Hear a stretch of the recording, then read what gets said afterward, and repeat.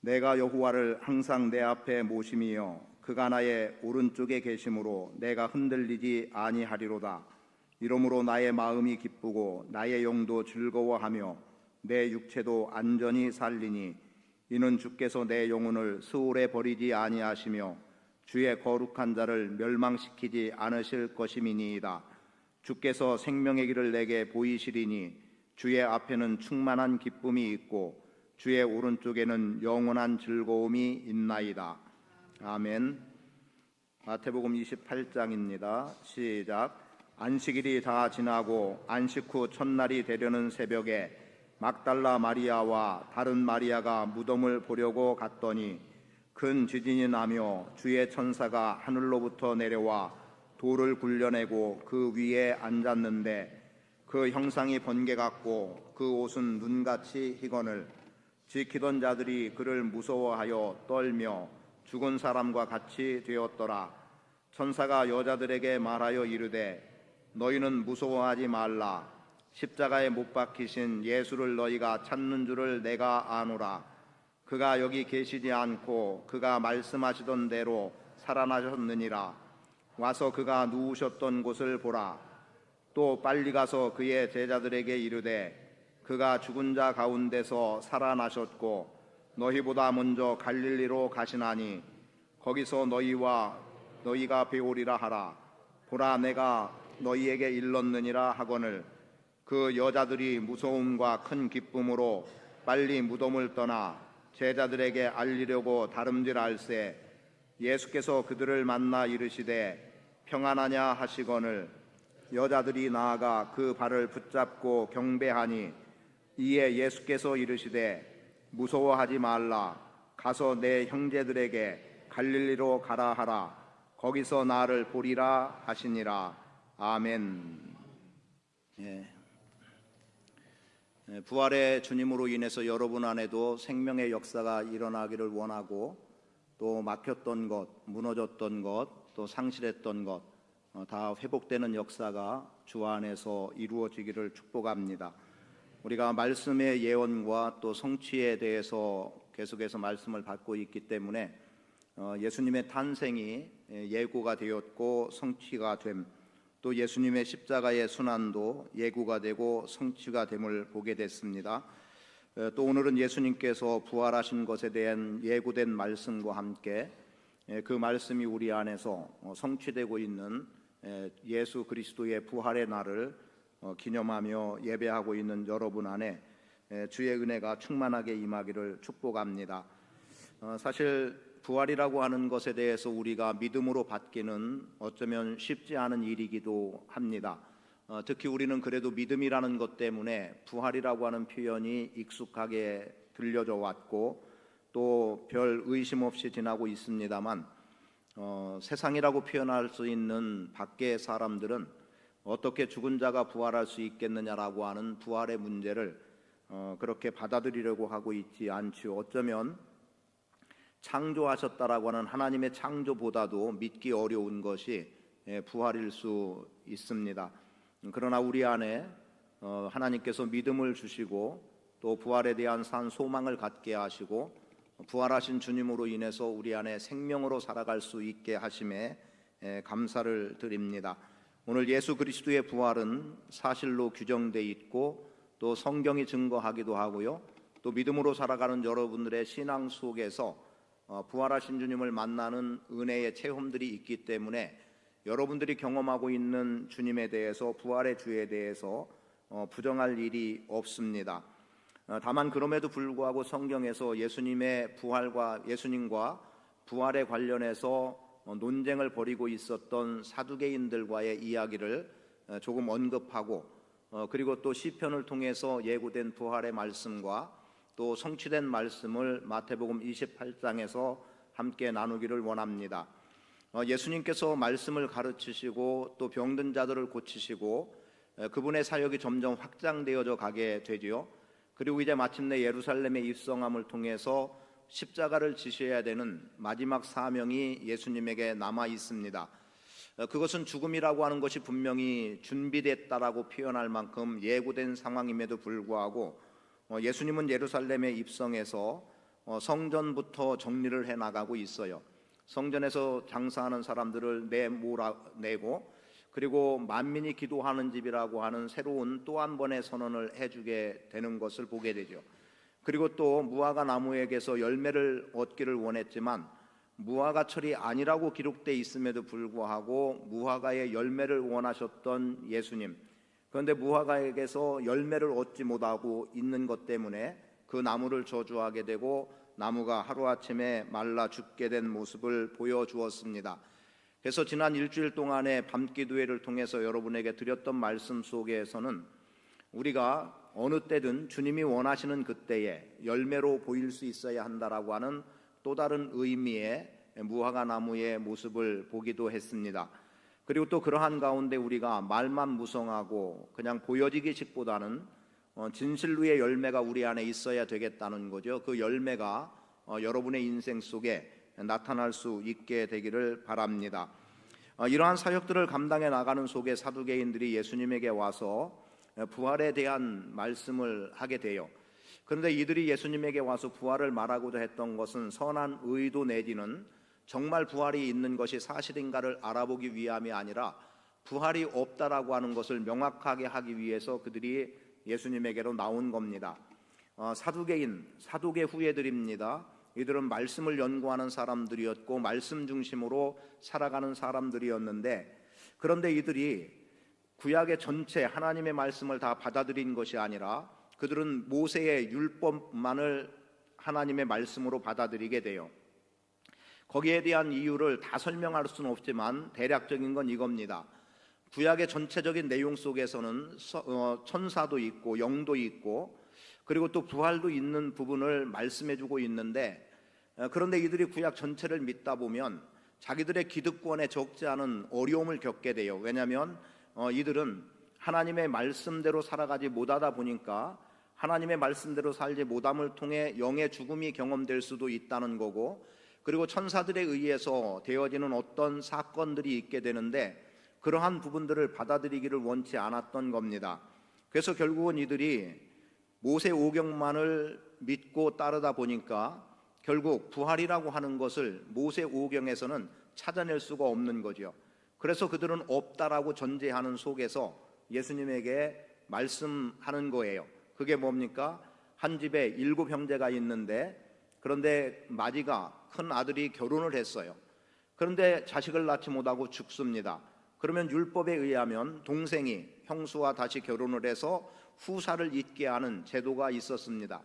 그런데 둘째도 아이를 낳지 못하고 죽고 셋째도 넷째도, 그래서 그 집안의 7 형제가 다 자식을 보지 못한 채로 죽었다. 그러면 부활이 있다고 하면 부활 때에 누군가의 아내가 돼야 되는데 여자는 1명이고 남자는 7이에요.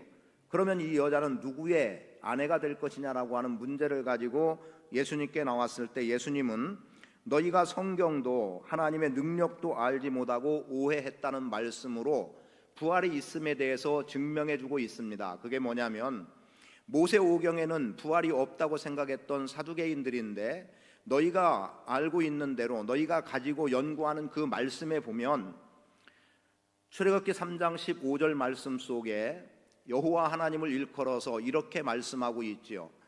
하나님은 살아계신 하나님이라는 측면에서 아브라함의 하나님, 이삭의 하나님, 야곱의 하나님이다라는 겁니다. 과거의 하나님으로 말씀하지 않고 지금 아브라함의 하나님이고 지금 이삭의 하나님이고 지금 야곱의 하나님이라는 것을 선언해주고 있고, 예수님은 거기에 대해서 하나님은 산자의 하나님이시고, 그래서 아브라함과 이삭과 야곱은 시대로 보면 벌써 죽은 사람이지만 그러나 하나님 안에 그들은 여전히 살아있는 자고, 하나님은 그 살아있는 자의 하나님이라는 것을 통해서 너희가 성경을 오해했다, 그래서 성경에서 벗어난 생각을 갖고 있다고 말씀하죠. 그리고 제가 표현할 수 있는 범주의 하나님의 능력이라고 말하면 이럴 거예요. 하나님은 창조주 하나님이십니다. 아무것도 없는 곳에서 생명을 만들어내신 하나님이 죽은 자를 살릴 능력이 없다? 이건 뭔가 모순된 일이겠죠. 그래서 창조주 하나님은 넉넉히 죽은 자를 살릴 수 있다는 속에서 하나님의 능력을 너희가 오해하고 있고 알지 못한다고 말씀했던 겁니다. 그래서 창조주 하나님은 죽은 자를 살리는 하나님이시고, 그래서 어느 시대 누가 죽어도 하나님이 뜻하시면 살려낼 수 있다는 의미가 되기도 하고, 그리고 우리가 믿는 하나님은 여전히 살아계신 하나님으로 우리 안에 존재하고 계시다는 겁니다. 그래서 예수 안에 있는 우리는 결국은 산자의 하나님이듯이 우리도 살아있는 자가 된다는 의미에서 우리가 예수 그리스도 안에 있으면, 그리스도와 연합한 삶을 계속해서 살아가면 우리도 산자로서 살아가기 때문에 우리 안에서 부활이라고 하는 놀라운 영광스러움은 주어지는 겁니다. 구분할 내용은 아니겠지만 예수 그리스도의 십자가의 죽으심은 우리에게 구원을 주었고, 그리고 예수 그리스도의 부활을 통해 우리 안에 영생이 있음과, 그리고 주님이 다시 이 땅에 오신다라고 하는 재림을 사모함으로 살아가는 게 우리의 삶이 되고 있습니다. 그런 가운데 이제 부활이 없다고 하는 사람들이 있는 가운데 지금 예수님의 부활은 실제로 성경 속에서 나타나고 있습니다.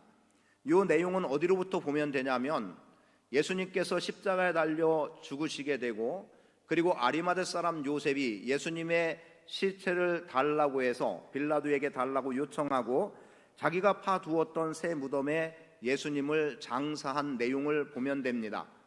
그런데 아리마대 사람 요셉을 통해서 장사된 부분은 바위에 판 굴에 예수님의 시체를 안장하고, 그리고 큰 문으로, 돌문으로 그 입구를 막았다는 거예요.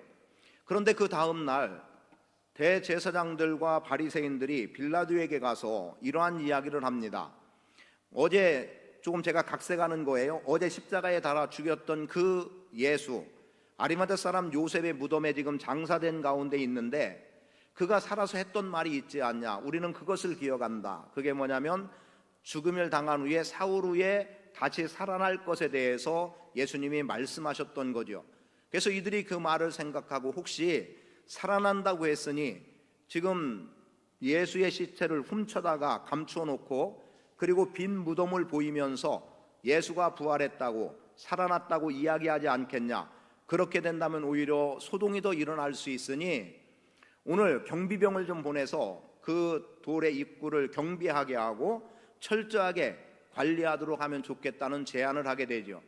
이때 빌라도가 무엇라고 말합니까? 너희에게 경비병이 있으니, 즉 성전을 관리하는 경비병이겠죠. 그들로 경비하게 하라는 거예요. 그래서 대제사장들과 바리새인들이 성전을 관리하고 있었던 경비병들을 데리고 가서 임봉하고, 그리고 지켰다, 굳게 지켰다고 성경은 기록합니다. 그럼 예수님께서 부활하신다고 말씀하셨을 때 혹시 제자들이 훔쳐갔을까 하는 염려는 사실상 그들 스스로가 다 차단해 버리고 만 거죠. 왜냐하면 제가 좀 더 추측해 보면 이런 것 같아요. 지금 경비병들이 그들을 데리고 바리새인들과 대제사장들이 와서 지금 무덤의 입구를 관리하고자 한다면 아마도 지난 밤 사이에라도 예수의 시체를 어디로 빼돌렸을지 모르겠다는 것 때문에 돌문을 옮기고 확인해보고 그 안에 예수의 시체가 있는 것을 분명히 확인한 후에 돌문을 다시 닫고 임봉했을 것 같습니다. 그리고 아마도 경비하고 있었겠지요. 그렇게 본다면 예수의 시체는 분명히 무덤 안에 있다는 것, 그들 스스로가 명확하게 규정해 놓은 거예요. 그런데 그 다음 날이죠. 안식 후 첫날이라고 표현되어지는 오늘 새벽에 마리아를 포함한 몇몇의 여인들이 예수님의 시체에 향유를 바르기 위해서 찾아가게 됐는데, 그런데 돌문이 이미 옮겨졌고, 그리고 빈 무덤이었고 예수의 시체는 보이지 않음을 보게 됩니다. 그러면 부활이라고 하는 증거는 어떻게 나타나겠습니까? 분명히 굳게 지킨 가운데 되어진 일이고, 마태복음에서 표현한 대로라고 한다면 지진이 일어나고 있는 현상을 보여주고 있습니다. 그리고 돌문이 옮겨졌고, 그리고 경비병들은 두려워 떨고 있고, 또 예수님의 시체에다가 향유를 바르기 위해서 갔던 여인들도 두려움에 빠져 있다라고 기록하고 있는 거예요. 그런데 그때에 천사가 나타나서 무엇라고 말합니까? 두려워하지 말라는 거지요. 그리고 너희가 찾는 예수는 살아나셨다. 그는 갈릴리로 가셨다. 거기에서 제자들을 만날 것이니까 너희는 빨리 제자들에게 가서 예수의 부활의 소식을 알리라고 하는 것이 오늘 본문 속에 기록되어 있는 내용이 되겠습니다. 그래서 오늘 우리가 성경을 통해서 예수의 부활이 사실인 것을 분명하게 할 수 있는 것은 예수님의 무덤은 빈 무덤이었다는 것과 함께 고린도전서 15장을 통해서 부활하신 예수님께서 게바, 즉 베드로에게 보이시고, 그리고 12명의 제자들에게 보이시고, 그리고 500의 형제에게 일시에 보여주었다는 거예요. 아마도 그 지역에 예수님을 따르던 무리들의 500명 정도가 있었던 것 같습니다. 그리고 그 다음에 어떻습니까? 야고보에게도 보이고, 또 만삭되어 나지 못한 자 같은, 지금 자기 자신, 즉 사도 바울이 자기도 부활의 주님을 만나보게 됐다는 것을 이야기합니다. 그럼 이 연장선에서 본다면 어떻습니까? 오늘 예수를 믿는 여러분의 삶에도 부활의 주님은 함께 하시는 것이고, 부활의 주님은 여러분을 만나 주실 겁니다. 이미 그 경험 속에서 믿음으로 살아가고 있는 사람이 있는가 하면, 아직 부활의 주님을 영적으로 경험하지 못한 채로 믿음 생활에 나가는 분도 있을 수 있습니다. 오늘 이 시간에 우리가 부활의 주님을 어떻게 살아갈 수 있을까, 부활을 어떻게 살 수 있을까까지를 말씀드릴 텐데요, 그 말씀까지를 통해서 여러분들이 부활하신 예수님을 깊이 체험하고 부활로 살아갈 수 있는 삶의 은혜가 여러분 안에 주어질 수 있기를 축복합니다. 무덤이라는 것부터 잠시 말씀을 드려보면, 무덤은, 예수님에게 무덤은 영원하지 않았습니다. 그리고 썩어 한 줌 흙이 되는 장례가 아니었습니다. 예수님을 장례한 그 무덤은 일시적인 것밖에 되지 않고 오히려 그 무덤에서 영생으로 부활하는 장례이라는 사실과, 그리고 부활이 존재된 무덤이라는 것, 그리고 예수님은 사망 권세를 깨뜨리고 무덤에서 나오시는 부활의 주라는 것을 믿음으로 받고, 이제 본문 말씀과 함께 은혜의 시간으로 나갈 수 있기를 원합니다.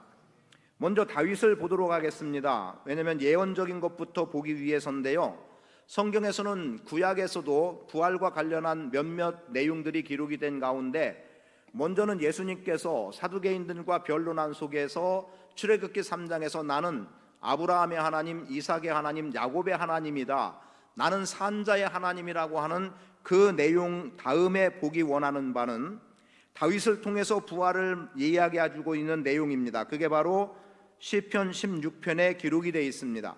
시편 16편 말씀 속에서 8절 말씀부터 보면 뭐라고 기록하냐면, 내가 여호와를 항상 내 앞에 모시고 산다는 거예요.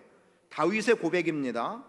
그리고 주님께서는 내 오른편에 계시기 때문에, 즉 나와 함께 하시고 나의 의지가 되고 기둥이 되는 분이기 때문에 내가 결단코 요동함이 없다는 거고요, 주님이 나와 함께 하기 때문에 내 마음의 기쁨과 영혼의 즐거움도 있고, 그리고 육체의 안전함이 있다라고 말합니다. 그런 가운데 10절의 말씀에 보면 이렇게 기록하고 있어요. 이는 주께서 내 영혼을 수월해 버리지 아니하시며, 즉 다윗 자신이 하나님을 오른편에 모시고 사는 것, 하나님이 자신의 오른편에 계시기 때문에 자신 안에 있는 기쁨과 즐거움들이 있고 안전함들이 있는 이유를, 자신의 영혼을 지옥에 버리지 않는다라고 말하고 있습니다.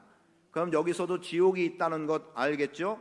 천국이라고까지는 표현하지 않았기 때문에 지금 천국을 말하진 않겠지만 분명히 스올이라고 하는 지옥은 있음을 보게 돼요. 그런데 하나님을 의지하고 하나님이 함께한 다윗에게는 지옥에 떨어지지 않도록 하나님께서 함께해 주시고 보호해 주고 계심을 말씀합니다. 그 다음에 나온 말씀이 바로 메시아에 대한 말씀이 되는데요, 주의 거룩한 자를 멸망시키지 않으실 것임이니이다 라는 거예요.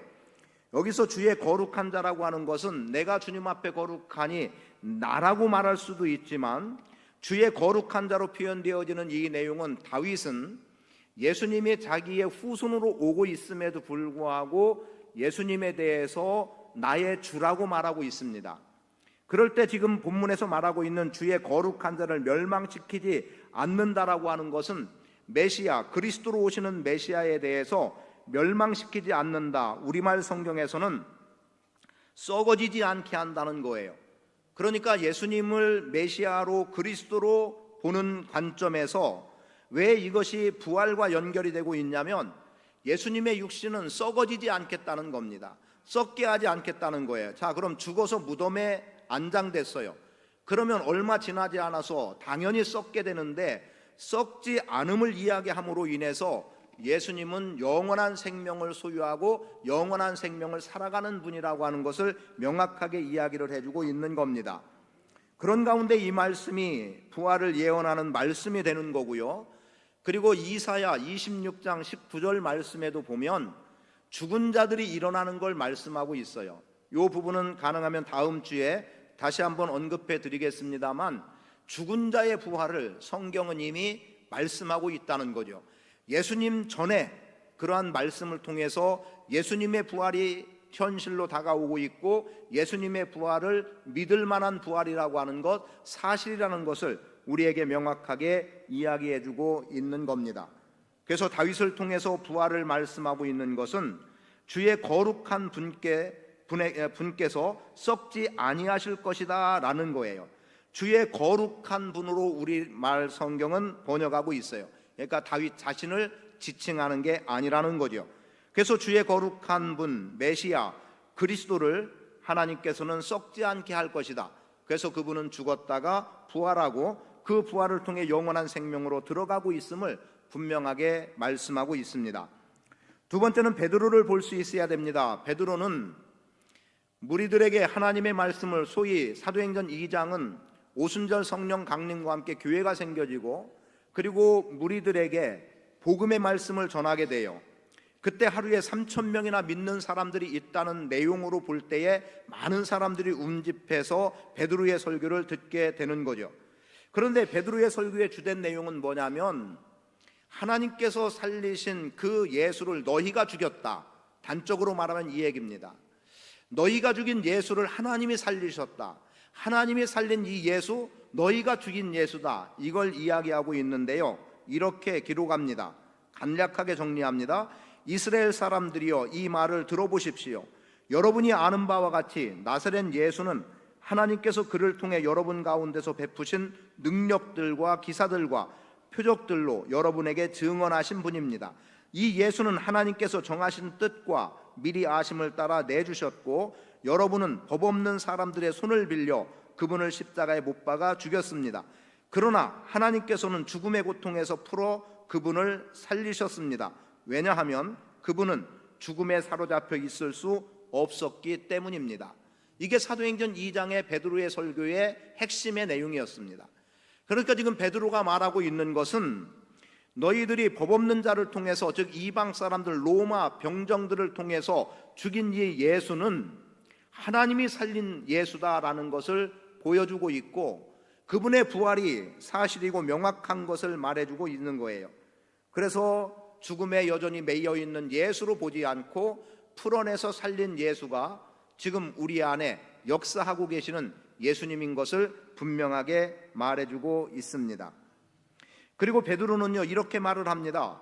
다윗은 선지자이기 때문에 미리 내다보면서 그리스도의 부활에 대해서 그가 지옥에 버림을 당하지 않고 그의 육신이 썩음을 보지 않았다라고, 그게 지금 10절의 말씀을 이야기하는 거예요. 그러니까 베드로가 보고 있는 시편 16편의 말씀의 다윗, 아니면 다윗 전체를 바라볼 때에 베드로가 보고 있는 다윗은 그 안에 부활의 신앙이 있다는 것을 명확하게 봤고, 무엇보다 다윗이 하나의 왕으로만 존재하는 것이 아니라 그는 선지자, 예언자라고까지 베드로는 해석하고 있는 거예요. 그러니까 시편 16편은 다윗이 자신의 고백으로 비춰지는 속에서 메시아에 대한 예언적인 부분에서 부활을 예언해 주는 것으로 베드로는 보고 있다는 거죠. 그렇게 함으로 인해서 지금 베드로의 설교의 내용은 죽음의 고통에서 풀어 그분을 살리셨다. 이게 핵심이 되는 거예요. 그리고 오늘 우리가 믿는 예수님은 베드로가 말하고 있는 내용 그대로 선지자 다윗을 통해서 부활이 예고됐고, 지금 예수는 부활하셨다. 이것을 말해주고 있는 겁니다. 하나님께서 예수 그리스도를 다시 살리신 거지요. 그리고 바울을 볼까요? 바울은 오늘 오후에도 말씀을 받게 되겠습니다만, 지금 사도행전 26장에서 기록된 내용들만 본다고 하더라도 그가 아그리빠 왕 앞에서 무엇라고 말하고 있습니까? 내가 이렇게 결박당한 이유는 예수의 부활 때문이라는 거예요. 다른 걸 이야기하지 않습니다. 부활 때문에 내가 매인받았다라는 거죠. 그리고 어떤 위기 속에 이런 경우도 있었지 않습니까? 자기가 부활을 이야기하는 것 때문에 분분한 상황이 되고 자기가 위협을 당하게 될 때 마침 그 자리에 바리새인들이 있다는 것을 알게 되죠. 그래서 바리새인들은 부활을 믿고 천사를 믿고 영을 믿는 사람들이기 때문에 내가 부활을 믿고 있다는 말로 시작을 해서 복음을 전하기도 해요. 그러니까 부활을 믿는다고 하니까 뭐라고 해요? 바리새인들은 바울을 옹호하게 되는 거죠. 그래서 위기를 벗어나게 되는 사건들을 볼 때 사도 바울도 예수의 부활이 복음의 핵심이었던 것을 보여주고 있고, 바울이든 베드로든 혹은 다윗이든 그들은 철저하게 메시아이신 예수 그리스도의 죽음과 죽음 이후의 부활을 분명하게 선언해주고 있고, 그것이 그들의 전할 내용이라는 것을 보여주고 있습니다. 그런 까닭에 오늘 우리도 예수 그리스도가 십자가에 못 박혀 죽으시고 사흘 만에 부활하신 것, 우리도 믿는 믿음으로 나가게 되는 거죠. 그리고 28장 마태복음 28장 본문은 뭘 이야기합니까? 예수님을 찾아갔던, 무덤을 찾아갔던 여인들에게 예수님은 부활하셔서 지금 그들 눈에 보여지진 않지만 갈릴리에서 기다리신다. 천사를 통해서 부활의 예수님을 알게 되고, 그리고 빈 무덤을 보는 속에서 예수님은 분명히 살아계셨다는 것을 알기도 합니다. 물론 공관복음인 요한복음에서는 이렇게 말을 해주고 있죠. 예수님 부활하신 예수님이 마리아를 만나 주신 내용이 나오기도 해요. 그래서 선생님하고 예수님을 붙잡을 때 나 이렇게 오래 붙들고 있으면 안 된다, 내가 아직 하늘로 올라가지 않았다라는 것으로 부활하신 예수님이 마리아를 비롯한 몇몇의 여인들에게 보여주시는 내용이 있기도 합니다. 그러나 이 내용과 함께 다시 언급해드리는 고린도전서 15장 말씀대로라면 베드로에게 보이시고, 그리고 12제자에게 보이시고, 500의 형제에게 일시에 보이시고, 그리고 야고보에게 보이시고, 그리고 사도 바울에게 보이시고, 오늘 우리에게도 부활의 주님은 여전히 역사하고 계심을 믿습니다. 여러분, 우리의 부활은 다음 주에 한 번 더 재림과 관련해서 말씀드리겠습니다만, 이사야 26장에서 기록된 주의 죽은 자들이 살아나고 그들의 시체도 일어나리라, 땅이 죽은 자들을 내어놓으리라, 주의 백성들은 반드시 살아난다고 말씀합니다. 땅이 죽은 사람들을 도로 내놓을 거라는 거예요. 여러분 죽어서 땅에 묻히고 한 줌 흙으로 끝나버린 인생이라 할지라도 마지막 주님께서는 여러분을 다시 살려낼 것이고, 땅은 죽은 여러분들을 토해냄으로 인해서 산자로 이 땅에 다시 서게 하실 줄 믿습니다. 그게 오늘 우리가 믿는 부활입니다. 그래서 이 부활의 아침에 여러분들에게 권해드리는 말씀은 부활을 믿으십시오. 믿어야 합니다. 이 부활을 믿지 못한다면 우리 안에 영생은 있을 수 없는 거예요. 왜냐하면 부활이 곧 영원한 삶이기 때문에 우리가 영생의 소망을 가지고 있다는 것은 부활을 확신하고 있다는 의미가 되는 겁니다. 여러분, 부활이 분명하게 믿어지는 속에서 여러분 영생을 소유한 백성으로 살아갈 수 있기를 축복합니다. 그래서 이제는 다윗 시대에 예언됐던 메시아 그리스도의 부활, 이제 예수님이 십자가에 친히 못 박혀 죽으시고 살아나셨어요. 예수님이 십자가에 못 박히고 살아나신 것에 대해서도 우리가 잘 알 수 있는 것은 마태복음에서든 마가복음에서든 누가복음에서든 동일하게 예수님이 3번이나 당신의 죽음을 말씀하시고 그리고 부활하셨다는 겁니다. 자, 그 내용을 한번 좀 같이 읽어보도록 합니다. 마태복음을 한번 펴놔보세요. 마태복음 16장입니다.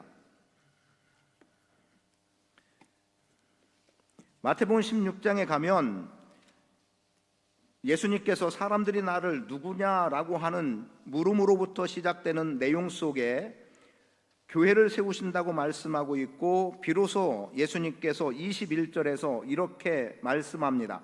같이 읽습니다. 시작. 이때로부터 예수 그리스도께서 자기가 예루살렘에 올라가 장로들과 대제사장들과 서기관들에게 많은 고난을 받고 죽임을 당하고 제3일에 살아나야 할 것을 제자들에게 비로소 나타내시니. 자, 17장 23절만 보겠습니다. 시작. 죽임을 당하고 제3일에 살아나리라 하시니 제자들이 매우 근심하니라. 20장 19절을 봅니다. 20장 19절 시작. 이방인들에게 넘겨주어 그를 조롱하며 채찍질하며 십자가에 못 박게 할 것이나 제3일에 살아나리라. 예수님은 이렇게 당신의 죽음을 3번이나 예고해 주셨고, 그리고 마태복음 28장에서 분명히 부활하신 거예요. 그러면 예수님이 예언된 말씀을 예수님이 부활함으로 성취하셨다면 우리도 부활을 성취해야 될 이유가 분명히 있지 않겠습니까? 우리가 부활을 믿고 산다면 우리도 부활을 경험하는 속에서 부활을 이루어 나가야 되는데, 그 말을 이렇게 표현해 드리겠습니다.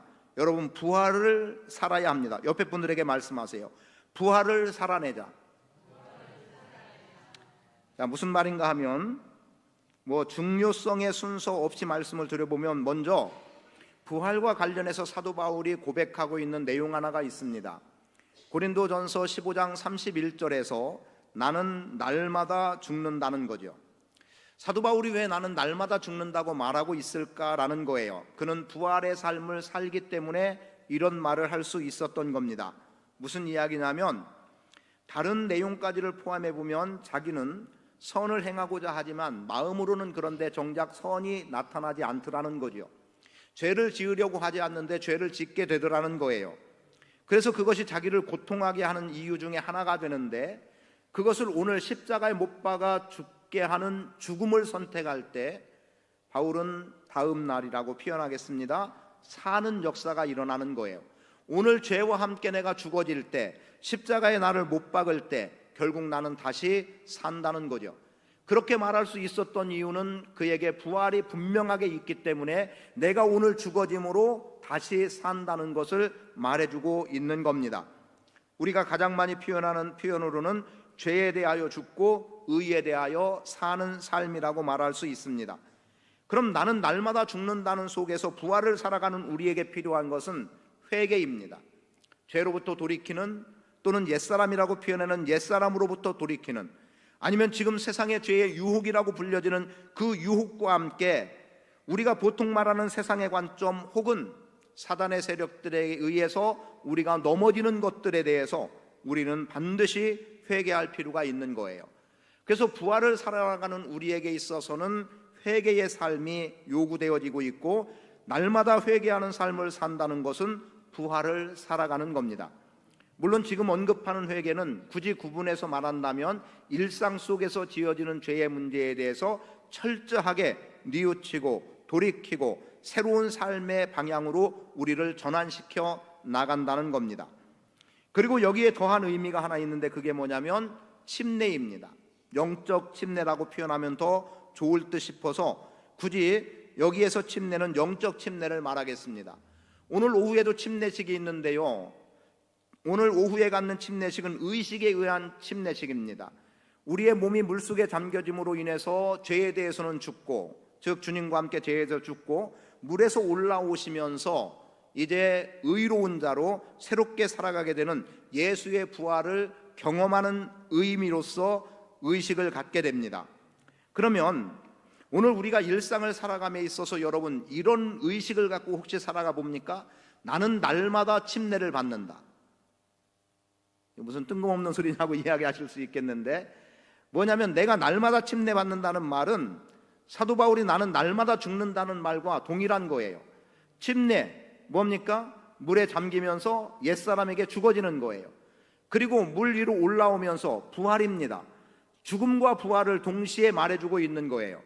그래서 오늘 우리가 영적인 침례를 내가 날마다 받는다는 의미 속으로 살아간다면, 나는 오늘 하루의 삶, 죄와 관련했던 모든 삶은 오늘 물속에 잠김처럼, 침례를 받을 때 물에 잠기는 것처럼 내가 죽어지고, 그리고 물 위로 올라오는 것처럼 내가 다시 부활한다는 의미로 여러분, 날마다 영적인 침례를 받는다는 의식을 가지고 살아갈 수 있게 되기를 바랍니다. 마태복음 28장 마지막에도 기록되고 있습니다만, 하늘과 땅의 모든 권세를 내게 주셨으니 그러므로 너희는 가서 모든 민족을 제자 삼아 아버지와 아들과 성령의 이름으로 침례를 베풀고 라고 나옵니다. 왜 굳이 침례를 이야기했겠어요? 침례는 우리가 매일 죽어야 되고 매일 다시 살아나는 부활을 경험해야 되기 때문에 그런 거예요.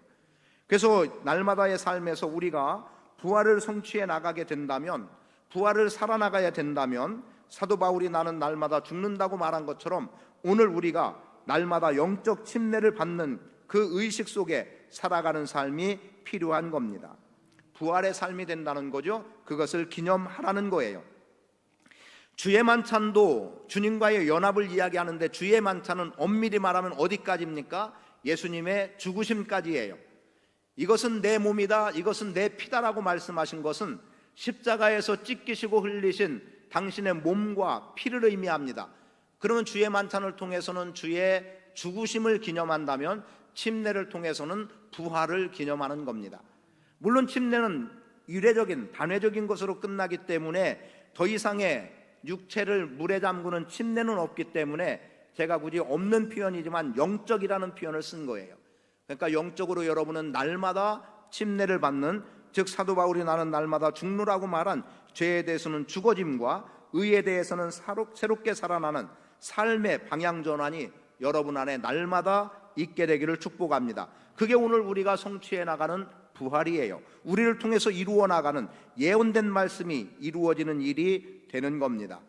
결국 예수 그리스도께 복종하는 삶이 된다는 거고요. 자기 주장 다 버리고 하나님의 말씀을 듣고 순종하는 일에 우리 자신을 맡기고 살아가라는 겁니다. 그리고 부활을 살아가는 두 번째로 말씀드리고 싶은 것은 사명을 새롭게 하고 성취해 나가라는 거예요. 자, 부활하신 예수님께서 여인들에게, 마리아를 포함한 여인들에게 무엇을 말합니까? 너희는 제자들에게 가서 내가 살아난 걸 알려라, 빈 무덤인 것을 알려주고, 지금 예수님은, 다시 사신 예수님은 갈릴리로 가셨다, 너희보다 먼저 그곳에 가 계시니까 그곳으로 와라, 이것 아닙니까? 그럼 거기서 부활하신 당신을 보여주시겠다는 거예요. 그렇게 해서 제자들이 예수님을 만나게 되는데, 왜 예수님이 갈릴리로 가셔야만 했겠느냐는 거죠. 그 비어있는 무덤에서 보여주시면 안 됐을까요? 아니면 지금 그들이 머물고 있었던 어떤 장소에 예수님께서 얼마든지 보여주실 수 있는데 갈릴리로 그들을 다시 소집하듯이 불러내는 거예요. 예수님의 사역의 대부분은 갈릴리에서 이루어졌다고 말씀드렸죠. 마태복음 10장에서 예수님께서 제자들에 대한 언급을 하실 때 갈릴리에서 그들을 다 불러내신 겁니다. 부른 시점은 다르지만 10장에서 12명의 제자의 이름이 기록이 되고 있어요. 갈릴리에서 그들은 사명을 부여받았고 그 사명을 감당했습니다. 그런 예수님께서 죽기 전에 맡겨졌던 사명을 감당했다면 이제 부활하신 예수님께서 그들에게 부활의 사명을 다시 주시지 않겠습니까? 사명을 부여받는 데예요. 그럼 오늘 우리가 부활을 성취해 나가는 인생으로 살아간다면 부활하신 주님이 오늘 우리에게 무엇을 맡기셨는가? 지금 나에게 주시는 사명, 지금 나를 부르시는 그 부름 앞에 서 나가는 거예요. 마태복음 28장 마지막 18절부터 20절까지의 내용을 통해서는 무엇을 말해주고 있습니까? 천하 만민에게 복음을 전하라는 거죠. 마가복음을 통해서는 뭐라고 말합니까? 동일한 말씀이에요. 너희는 천하 만민에게 복음을 전하라. 그리고 믿는 자들에게 따르는 표적까지를 보여주면서 너희가 병든 자를 고치고 귀신을 쫓아내고 독을 마실지라도 뱀을 집을지라도 상함이 없을 거라는 말씀. 그리고 예수님은 항상 너희와 함께 있겠다는 것 아닙니까? 그것을 다르게 표현하면 뭐겠습니까? 날마다 너희와 함께 있겠다는 것 아닙니까? 날마다 죽어지고 날마다 다시 사는 부활의 영광을 우리로 경험할 수 있도록 부활하신 예수님은 날마다 여러분과 함께 하시는 거예요. 부활하신 예수님을 만나고도 사실은 다시 고기 잡으러 가겠다고 베드로는 고기를 잡으러 가기도 해요. 그래서 요한복음에서는 21장에서 한 장 전체를 사명으로 베드로를 다시 부르고 그에게 네가 나를 사랑하냐라고 하는 질문과 함께 양을 치라고 사명을 주시는 내용으로 기록이 되기도 합니다. 여러분, 다시 돌아갈 자리는 사명을 부여잡는 자리입니다. 갈릴리로 돌아가서 다시 배를 타고 고기를 잡으라가 아니라 고기를 잡던 그들을 불러서 사람을 낚는 어부가 되게 하겠다고 말씀하신 주님이 부활하셔서 그들에게 다시금 부활의 산 소망을 갖고 살아가게 하고 영생 속에 살아가게 하고 그리고 부활의 주님이 맡겨주신 그 사명을 제자들로 하여금 감당하게 하기 위해서 주님은 갈릴리로 불러주셨어요. 그렇다면 부활을 성취해 나갈 우리는 부르심 앞에 사명을 새롭게 하고 그 사명을 감당해 나갈 수 있어야 합니다. 그리고 끝으로 말씀드리기 원하는 것은 거듭드리는 말씀입니다만 믿는 자가 되어야 합니다. 그게 바로 부활을 성취하는 거예요. 왜냐하면 부활하신 주님이 제자들이 모여있는 곳에 오시죠. 너희에게 평강이 있을지어다. 그리고 크게 숨을 불어주시는 거예요. 성령이 임하도록 역사하는 거예요. 그런데 그 자리에서 마침 도마가 어떤 이유인지 몰라도 그 자리에 없었어요. 나중에 도마가 왔을 때 도마에게 제자들이 이야기하죠. 우리가 부활의 주님을 만났다. 도마가 뭐라고 말합니까? 나는 믿을 수 없겠다는 거예요. 지금까지 함께 왔던 도마가 주님을 믿을 수 없겠다는 거예요. 그때에 주님은 다시 도마가 있는 그 자리에 나타나셔서 평강이 있으라고 또 한 번 선언해 주시죠. 그리고 자기를 의심했던 도마에게 자, 내 손에 너의 손가락을 넣어보고 옆구리에 손을 넣고 만져보라는 거예요. 그때 도마가 예수님의 손을 만지고 옆구리에 손을 넣어보지 않고도 부활하신 주님을 만난 그 자리에서 아마도 아주 완전히 굴복해버리는 심정이었을 겁니다. 그때 뭐라고 고백합니까? 나의 주, 나의 하나님. 여러분, 도마는 비록 의심했다라고 하는 의심의 꼬리가 붙어있지만 그가 진실로 고백한 것은 나의 주, 나의 하나님이었어요. 부활하신 예수님에 대해서 하나님으로 고백하고 있고 부활하신 예수님이 나의 주 되심을 고백하고 있는 거예요. 누가복음 2장을 통해서 말씀해 주는 바 예수님의 이 땅에 오심에 대해서 표현하고 있는 것은 구세주와 주 되심이었습니다. 구세주는 예수 그리스도의 십자가의 죽으심까지를 이야기한다면 주 되심은 부활하셔서 내 인생의 주인이 되어 주시는 거예요.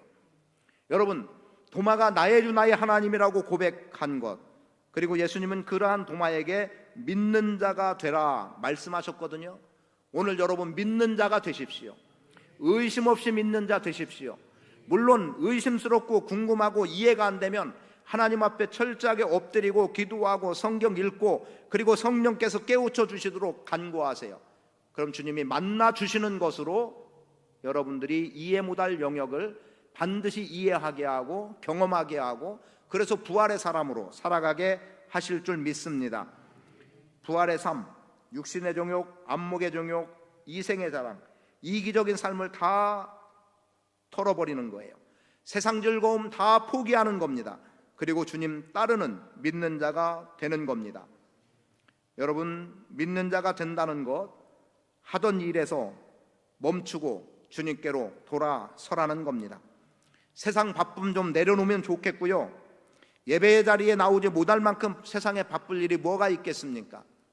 물론 시대가 요구하는 어떤 부분에서는 어느 부분에서는 그렇게 바쁘게 살아가게 만들지는 모르겠습니다만 그래도 여전히 우리는 주님 앞에서는 믿음의 결단 필요합니다. 예배의 자리에 나오지 못할 만큼 바쁘다?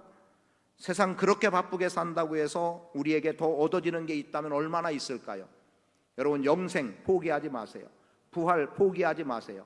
경험되도록 믿고 또 믿고 교회로 살아갈 수 있게 되기를 축복합니다. 여러분, 부활을 성취해 나가는 자 되시기를 축복합니다.